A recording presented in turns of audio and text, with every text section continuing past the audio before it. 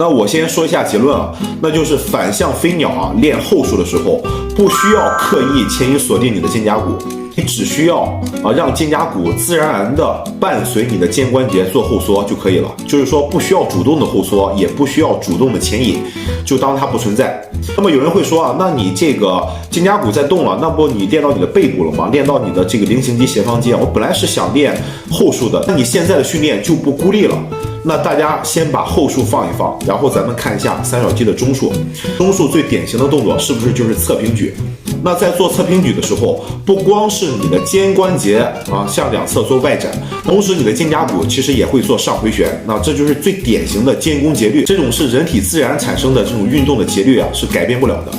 那么大家知道啊，我们的三角肌的中束起点位置在这个肩胛骨上的一个尖峰。那当我们在做侧平举的时候，肩胛骨做上回旋，那这个时候其实中束的起点也会跟着你的这个运动，也会向外向上一块运动。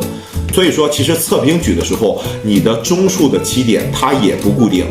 那么第二，那这个时候因为肩胛骨上回旋的存在啊，因为肩胛骨上回旋的肌肉是上斜方肌、下斜方肌还有前锯肌，不能说这个动作我做的不到位，因为我本来是想练三角肌中束，结果这个时候因为有肩胛骨上回旋的参与，它变成了一个前锯肌、上下斜方肌的训练。记住啊，人体它是一个协同运动的一个整体啊，我们所谓的健美式训练也不存在绝对的孤立啊，它们是协同运动的一种合理的机制。所以说的话，在侧平举的时候啊，你的肩胛骨自然而然的进行一个上回旋啊，你的前锯肌、上下斜方肌发力是非常正常的。同样的道理啊，你在做蝴蝶肌反向飞鸟的时候，或者是你做这种向后的划船这种伸展类动作的时候，你的肩胛骨向后做后缩或者是一定的下回旋，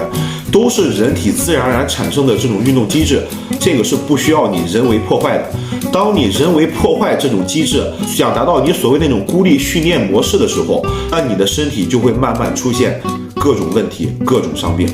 这个视频希望对大家有所帮助。